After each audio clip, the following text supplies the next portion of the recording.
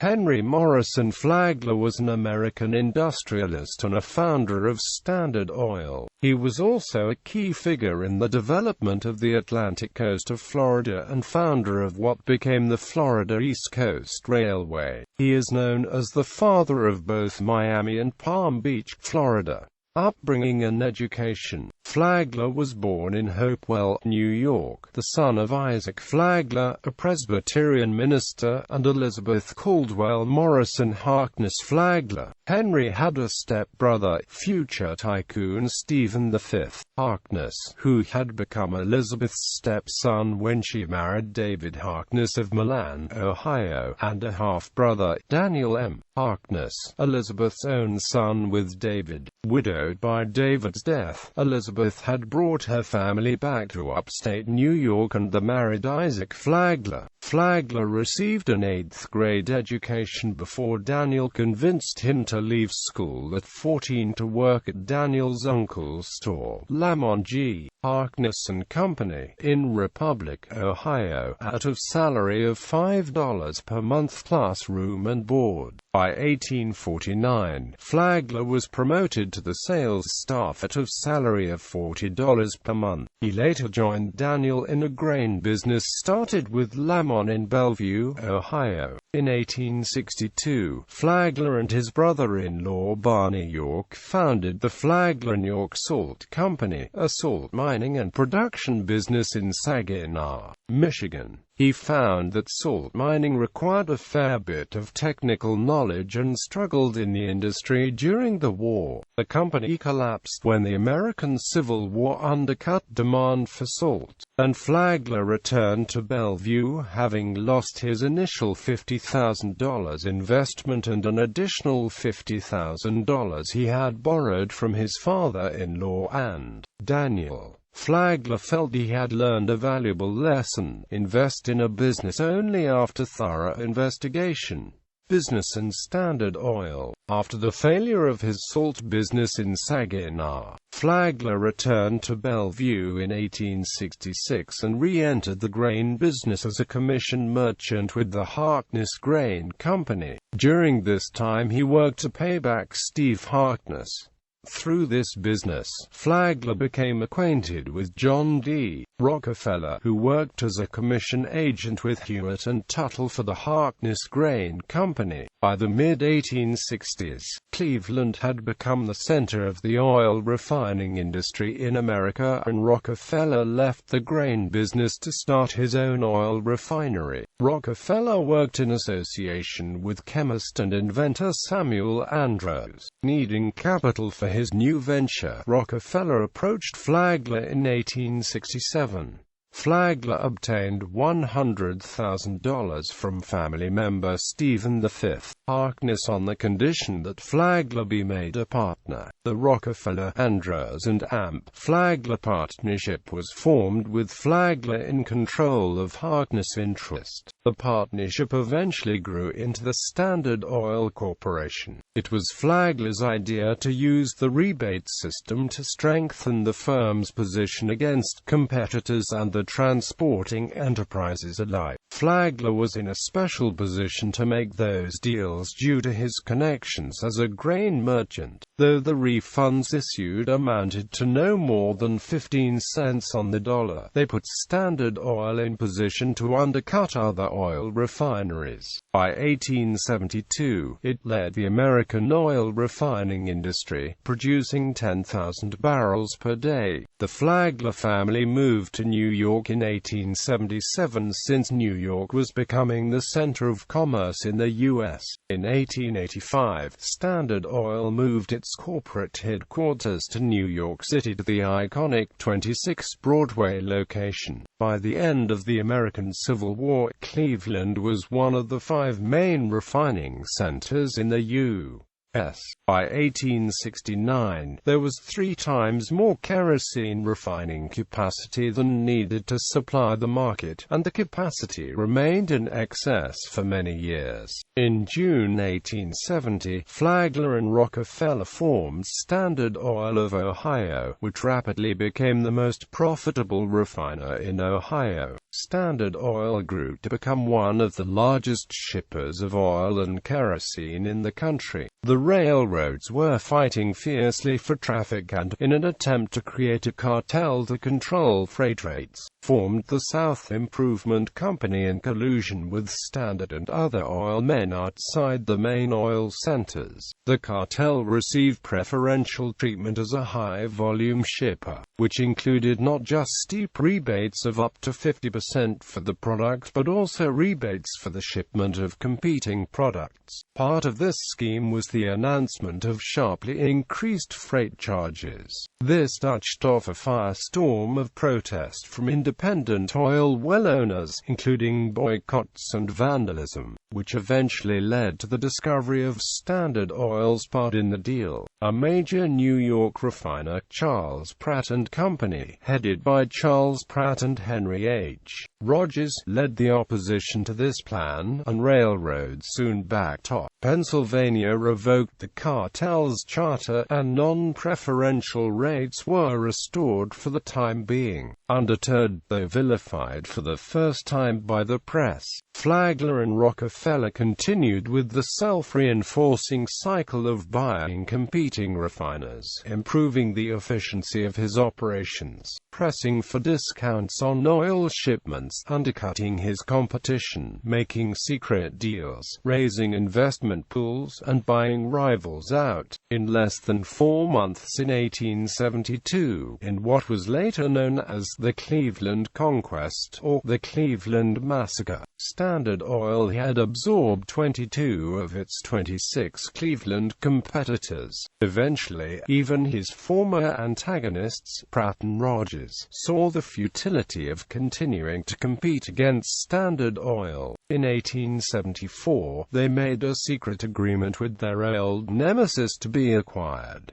Pratt and Rogers became Flagler and Rockefeller's partners. Rogers, in particular, became one of Flagler and Rockefeller's key men in the formation of the Standard Oil Trust. Pratt's son, Charles Millard Pratt, became Secretary of Standard Oil. For many of his competitors, Flagler and Rockefeller had merely to show them the books so they could see what they were up against and make them a decent offer. If they refused his offer, Flagler and Rockefeller told them they would run them into bankruptcy and then cheaply buy up their assets at auction. Flagler and Rockefeller saw themselves as the industry's saviors, an angel of mercy, absorbing the weak and making the industry as a whole stronger, more efficient, and more competitive. Standard was growing horizontally and vertically. It added its own pipelines, tank cars, and home delivery network. It kept oil prices low to stave off competitors, made its products affordable to the average household, and, to increase market penetration, sometimes sold below cost if necessary.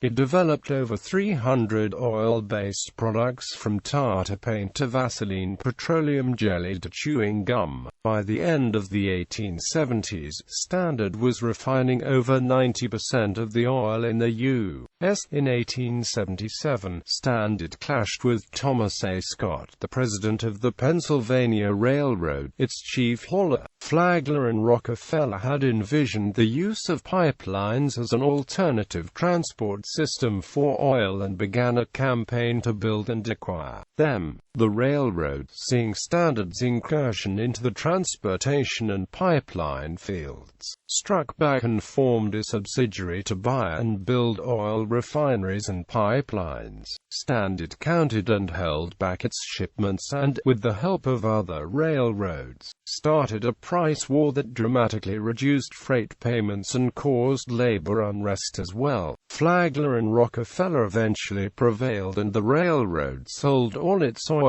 interests to Standard. But in the aftermath aftermath of the battle. In 1879, the Commonwealth of Pennsylvania indicted Flagler and Rockefeller on charges of monopolizing the oil trade, starting an avalanche of similar court proceedings in other states and making a national issue of Standard Oil's business practices. Monopoly. Standard Oil gradually gained almost complete control of oil refining and marketing in the United States through horizontal integration. In the kerosene industry, Standard Oil replaced the old distribution system with its own vertical system. It supplied kerosene by tank cars that brought the fuel to local markets, and tank wagons then delivered to retail customers, thus bypassing the existing network of wholesale jobbers. Despite improving the quality and availability of kerosene products while greatly reducing the cost to the public, Standard Oil's business practices created intense controversy. Standard's most potent weapons against competitors were underselling, differential pricing, and secret transportation rebates. The firm was attacked by journalists and politicians throughout its existence, in part for these monopolistic methods,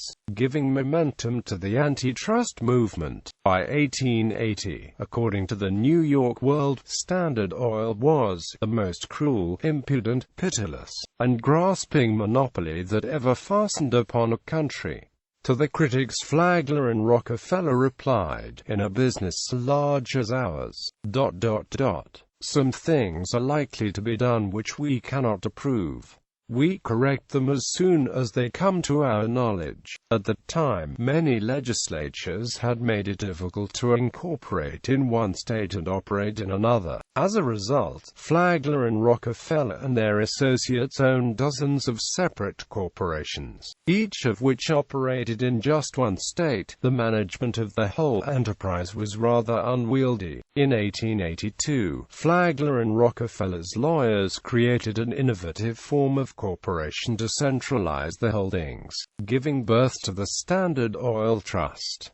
The trust was a corporation of corporations, and the entity's size and wealth drew much attention. 9 trustees, including Rockefeller, ran the 41 companies in the trust. The public and the press were immediately suspicious of this new legal entity, and other businesses seized upon the idea and emulated it, further inflaming public sentiment. Standard Oil had gained an aura of invincibility, always prevailing against competitors, critics, and political enemies. It had become the richest, biggest, most feared business in the world, seemingly immune to the boom and bust of the business cycle, consistently racking up profits year after year. Its vast American empire included 20,000 domestic wells, 4,000 miles of pipeline, 5,000 tank cars, and over 100,000 employees. Its share of world oil refining topped out above 90% but slowly dropped to about 80% for the rest of the century. In spite of the formation of the trust and its perceived immunity from all competition, by the 1880s Standard Oil had passed its peak of power over the world oil market. Flagler and Rockefeller finally gave up the dream of controlling all the world's oil refining. Rockefeller admitted later, "We realized that public sentiment would be against us if we actually refined all the oil." Over time, foreign competition and new finds abroad eroded his dominance. In the early 1880s, Flagler and Rockefeller created one of the most important innovations. Rather than try to influence the price of crude oil directly, Standard Oil had been exercising indirect control by altering oil storage charges to suit market conditions. Flagler and Rockefeller then decided to order the issuance of certificates against oil stored in its pipelines.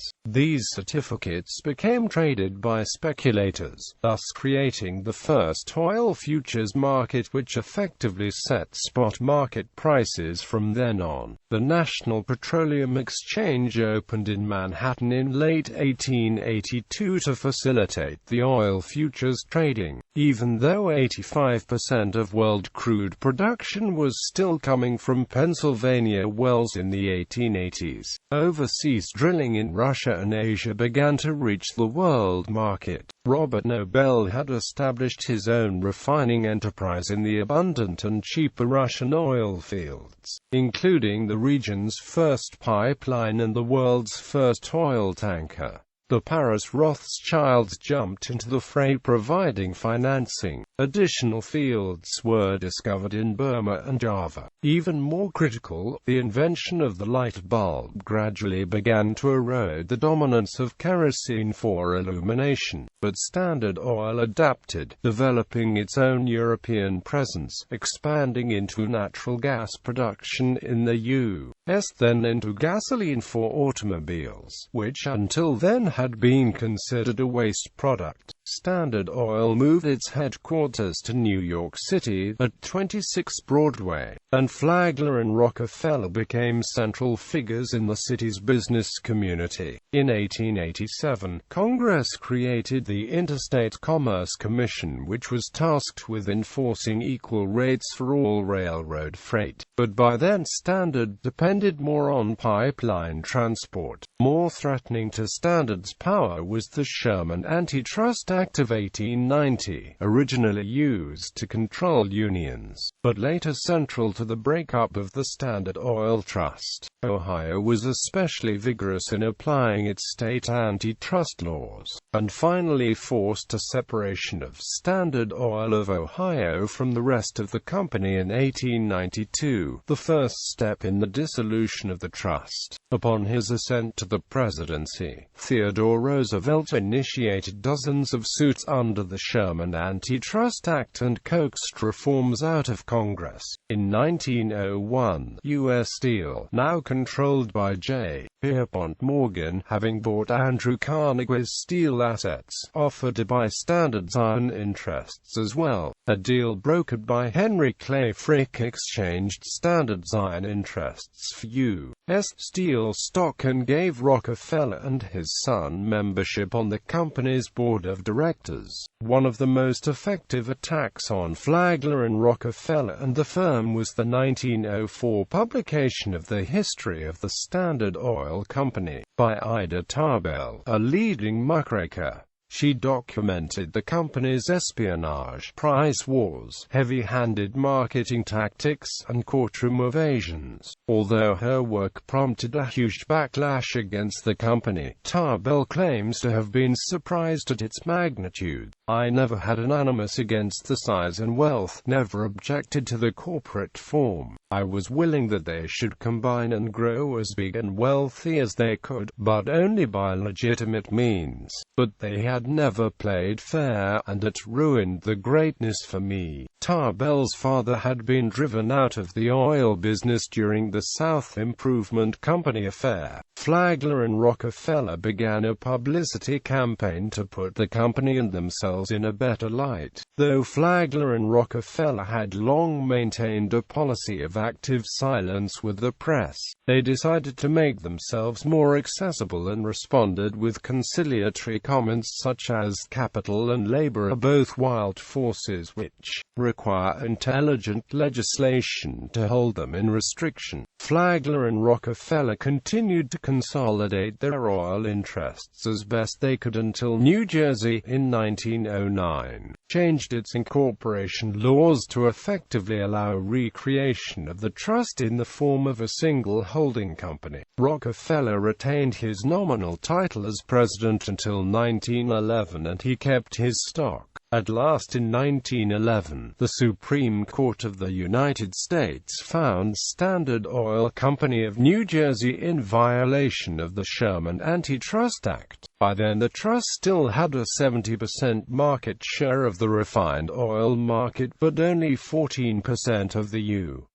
crude oil supply. The court ruled that the trust originated in illegal monopoly practices and ordered it to be broken up into 34 new companies. These included, among many others, Continental Oil, which became Conoco, now part of ConocoPhillips; Standard of Indiana, which became Amoco, now part of BP; Standard of California, which became Chevron; Standard of New Jersey, which became Esso, now part of ExxonMobil; Standard of New York, which became Mobil, now part of ExxonMobil; and Standard of Ohio, which became Sohio, now part of BP. Pennzoil and Chevron have remained separate companies.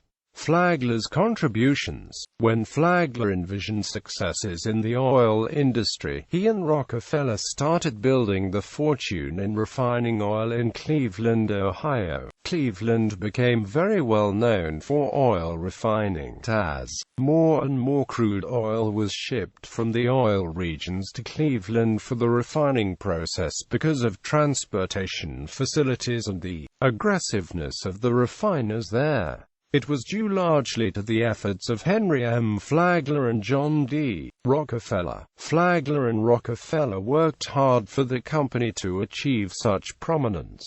Henry explained, "We worked night and day, making good oil as cheaply as possible and selling it for all we could get." Not only did Flagler and Rockefeller's Standard Oil Company become well known in Ohio, they expanded to other states, as well as gained additional capital in purchasing smaller oil refining companies across the nation. According to Alan Evans, in John D. Rockefeller, Standard Oil was born as a big enterprise. It had cut its teeth as a partnership and was now ready to plunge forward into a period of greater expansion and development. It soon was doing 1/10 of all the petroleum business in the United States. Besides its 2 refineries and a barrel plant in Cleveland, it possessed a fleet of tank cars and warehouses in the oil regions as well as warehouses and tanks in New York. By 1892, Standard Oil had a monopoly over all oil refineries in the United States. In an overall calculation of America's oil refineries' assets and capital, Standard Oil surpassed all. Standard Oil's combined assets equaled approximately $42,882,650 from Indiana, Kentucky, New Jersey, New York and Ohio, as well as the highest capitalization, totaling $26 million.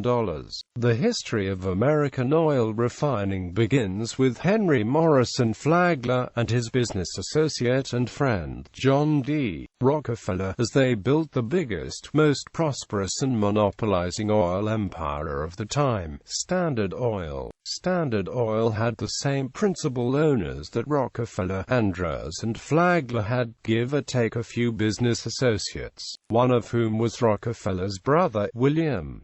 Standard Oil monopolized quickly and took America by storm. Although Standard Oil was a partnership, Flagler was credited as the brain behind the booming oil refining business. According to Edwin Lefevre in Flagler and Florida, from Everybody's Magazine, 22p.